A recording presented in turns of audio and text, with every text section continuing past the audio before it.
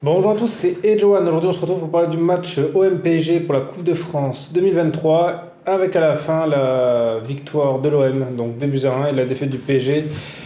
Et ce match, justement, ça faisait longtemps, plusieurs vidéos que j'en parlais, que justement, c'était vraiment être le match qui allait être décisif pour le PSG, pour voir si ils ont une chance cette année de faire quelque chose. Et bien là, justement, cette défaite, ça montre tous les problèmes du PSG et que cette équipe n'a aucune chance de gagner avec des champions. Déjà, s'ils gagnent le championnat, ce sera déjà vraiment un bel exploit, mais avec des champions, c'est impossible. Et justement, dans cette vidéo, on va voir ensemble tout ce qui n'a pas été, parce que là, c'est vraiment, on va dire, le gros problème du PSG de cette année, que je répète dans plusieurs vidéos. Parce que c'est vrai qu'on tombe souvent sur Galtier, c'est vrai qu'il en prend beaucoup. Et là, aujourd'hui, je me suis posé une question. Si je serais à sa place, qu'est-ce que je ferais? Justement, posez-vous à vous cette question aussi. Regardez les joueurs qu'il a. Il n'a aucun numéro 9. Donc avec ça, malheureusement, tu ne peux pas avoir une équipe qui est si efficace que ça, parce que là, il y avait Messi, Neymar en attaquant. Ok.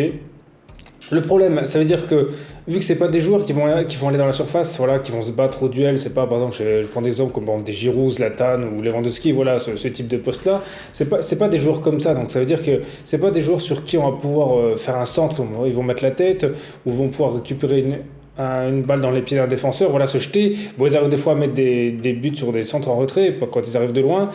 Mais voilà, c'est pas des joueurs de surface, à part pour dribbler. Donc le problème dès là, c'est-à-dire que eux, quand ils ont le ballon, vu que c'est pas des joueurs, on va dire, de duel, c'est plus des joueurs techniques, soit ils y vont tout seuls, soit il n'y a rien moyen de faire. Et justement, les plus grosses occasions qu'il y a eu, c'est quand Neymar il a fait un poteau, il a tiré presque en dehors de la surface, et Messi, vers la fin du match, il a eu une occasion où aller passer au-dessus, et encore, c'est parce qu'il revenait de loin, voilà, c'était pas lui le joueur le plus devant.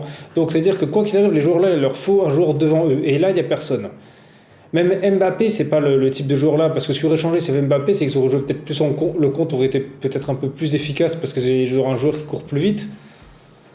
Mais c'est tout. Ekitike, il faut être honnête, il n'a pas le niveau du PSG. Je dis pas que c'est un mauvais joueur, mais on est d'accord, pour moi un Mbappé en beaucoup moins fort. Voilà, même Emery, il est plus fort que lui.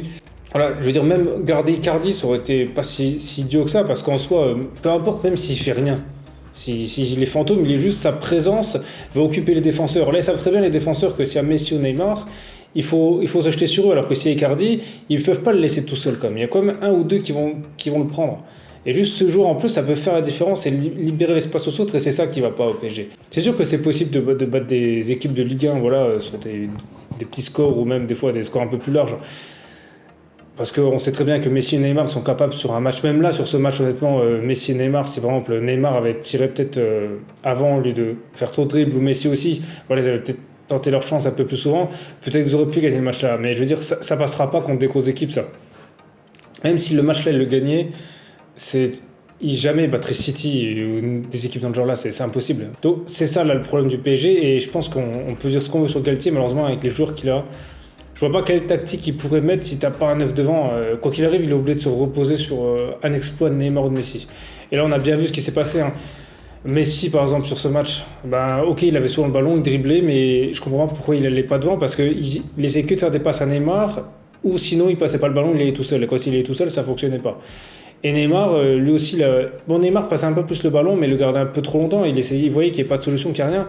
Est-ce que vous voulez le passer à qui? Il n'y a pas d'autres attaquants. On ne peut pas passer à Vitinha, Soler, Danilo. C'est pas des bons attaquants. Ruiz, voilà. Et c'est des joueurs, on sait même pas à quoi ils servent des fois. Ruiz, on l'a pas vu du match. Donc ouais, c'est compliqué. Ce qui est vraiment malheureux, honnêtement, c'est que celui qui avait le plus faim, c'est Ramos, quoi. C'est lui qui avait le plus envie. Et franchement, un joueur comme ça. Avant, Marquinhos, c'était comme ça. Je trouve que Marquinhos a perdu un peu justement de cette rage de vaincre. Et limite, Ramos, pour moi, il a fait un match exemplaire. Alors, ok, le penalty, même si c'est vrai que normalement la faute commence hors surface, mais bon, même s'il est fautif, pour moi, c'est l'homme du match. Ramos, il marque un but. Il a un deuxième qui est pas validé. Et à la fin, voilà, il en veut. Et c'est comme pas normal que ce soit lui, un défenseur, qui doit venir aller devant, quoi. Parce que devant, il n'y a rien. Donc là, le gros problème du PSG. Au début du match, je pensais qu'ils avaient une chance. Je me suis dit, allez, ils vont jouer en contre. Mais après, j'ai réfléchi. Je me suis dit, le problème, c'est que Messi ne court pas vite. Neymar, ça va, mais bon, au ballon, je veux dire, comme des joueurs qui courent plus vite. Il n'y a que Nuno Mendes qui court vite. Et malheureusement, bon, il n'a pas un grand talent de finisseur, mais je pense dans l'avenir, ça peut arriver. Donc le compte, c'était déjà mort. Ancelotti jouait comme ça en contre parce qu'il l'avait dit, qu'il courait vite et il arrivait à passer la balle à Zlatan qui ne se repliait pas pour défendre. C'est que ça avait pas trop mal marché cette année-là, mais là il n'y a pas moyen parce qu'il n'y a pas d'attaquant devant. Donc voilà, c'est cette défaite, voilà, après que ça arrive contre Marseille, voilà, c'est pas plus mal, au moins ça montre que le PSG a fait n'importe quoi en recrutement et je pense que le fautif c'est pas Galtier, moi c'est les personnes qui s'occupent du recrutement parce qu'honnêtement, tu fais pas une équipe de foot sans un neuf. Justement, citez-moi une équipe par exemple, de Ligue des Champions qui a réussi à gagner une Ligue des Champions sans un vrai neuf. Voilà, c'est impossible. À moins peut-être la grande époque quand Messi, voilà, il prend un joueur, il est dribblé et tout ça. Mais il n'y a pas moyen là. De nos jours, c'est pas possible. Parce que les joueurs savent très bien qu'il suffit justement de museler Messi ou Neymar et c'est fini. Et Mbappé, voilà. Parce qu'à Mbappé, il y a plein de matchs en Ligue 1, même s'il est là, voilà, il a une ou deux occasions et encore, et c'est pas pour ça que ça change quelque chose, parce que c'est pas non plus un joueur qui va fixer en surface, c'est pas un joueur de tête. Donc là, je pense que là, Paris, ils ont vraiment fait, je pense, leur pire mercato qu'ils auraient pu faire, parce que surtout qu'ils laissent partir Icardi, je veux bien, mais alors qu'ils prennent un jeune centre de formation, je suis sûr qu'il y en a un qui pourrait au moins juste faire histoire d'être là, quoi. Parce qu'on prend par exemple Ekitike, il faut être honnête, quand il est rentré, il a rien apporté du tout. Et ça, c'est ça, dans la plupart des matchs, ok, ça lui arrive de marquer de temps en temps, c'est pas un neuf. Donc voilà, après sur le reste du match, honnêtement, quand Marseille ils ont marqué le deuxième but, c'est vrai que je me suis dit que ça allait être compliqué parce qu'en soi, je pense que Paris ils auraient pu gagner ce match s'ils avaient réussi à pas prendre de but si rapidement parce qu'en soi, le jeu de Marseille, voilà, c'est une équipe de Ligue 1. Et on a bien vu en fin de match, ils sont cramés. C'est pas possible, on va dire, de presser, d'avoir un engagement comme ça. En fait, il y en a beaucoup qui font ça contre le PSG. Et il y en a plein qui, à la fin, ils n'y arrivent pas et puis ils s'écroulent et c'est le carton pour le PSG. Parce que ça demande trop de jeu.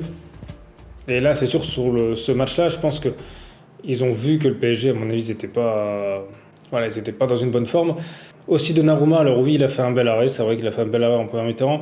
Ses sorties étaient hasardeuses. Sur le penalty, il n'en parle même pas de ce qu'il a fait parce qu'en soi, c'était sûr que Sanchez allait marquer parce qu'il part avant que Sanchez tire. Donc voilà, normalement, au niveau là, ça ne pardonne pas. Et pour le reste, le milieu de terrain, c'est vrai que depuis qu'il n'y a plus l'époque Matuidi, Mota, Verratti, je trouve qu'ils ont du mal. Et cette année, je crois que c'est le pire milieu de terrain du PSG que j'ai jamais vu. Voilà, il n'y a rien. Quand on voyait, c'est plus Neymar ou Messi qui était au milieu pour récupérer le ballon. Et en plus, ce milieu de terrain-là, à part Verratti, sinon tout le reste, c'est des nouveaux joueurs. Et ça montre encore un nouvel échec justement du mercato avec ce milieu de terrain. Donc là, après, vous justement, dites-moi dans les commentaires ce que vous pensez de ce match. Voilà, c'est des choses que vous n'êtes pas d'accord avec moi ou que j'ai pas dit. Et sinon, merci à tous d'avoir regardé cette vidéo. C'était Edgewan. On se retrouve très vite pour une prochaine vidéo.